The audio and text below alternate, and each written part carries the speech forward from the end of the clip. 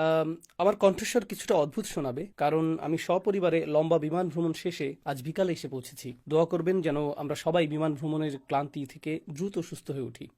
আল্লাহ সহজ করে দিন। আজকের পর্বটিকে আমি বেশি দীর্ঘায়িত করতে চাই না। আজকে আমি একটি ভূমিকা উপস্থাপন করতে চাই যে বিষয়গুলো নিয়ে সামনে কথা বলবো সেই সম্পর্কে। জাজাকাল্লাহ খাইরান। ইনশাআল্লাহ তাআলা আমি আশা করছি এই পর্বগুলোর কোনোটি হবে ছোট, কোনোটি হবে বড়। কারণ আমি জানি কিছু মানুষ ৮ রাকাত তারাবি পরে বাড়ি ফিরতে চায়, কেউ ২০ রাকাত পরে বাড়ি ফিরবে, কেউ ২ রাকাত পরে বাসায় ফিরতে চায়, কেউ বাসাতেই থাকে। এটা ঘটে থাকে। তো আপনাদের মাঝে যারা এই মাসে পরিশ্রমী হতে চান, তারা নামাজ শেষ হওয়া পর্যন্ত অপেক্ষা করবেন, এরপর আলোচনায় সামিল হবেন ইনশাআল্লাহ। এই আলোচনাগুলোর উদ্দেশ্য হলো, আমি ধারাবাহিক এই আলোচনার নাম দিয়েছি উপমার বিস্ময়কর আঘাত। আর আমি এই নামটি বাছাই করেছি কারণ নামটি আসলে কোরআনে মহান আল্লাহর উল্লেখিত একটি বাক্যাংশ থেকে অনুপ্রাণিত। কয়েকভাবে এটা এসেছে। দরাবাল্লাহু মাসালান, আল্লাহ উপমা দিয়ে আঘাত করেন।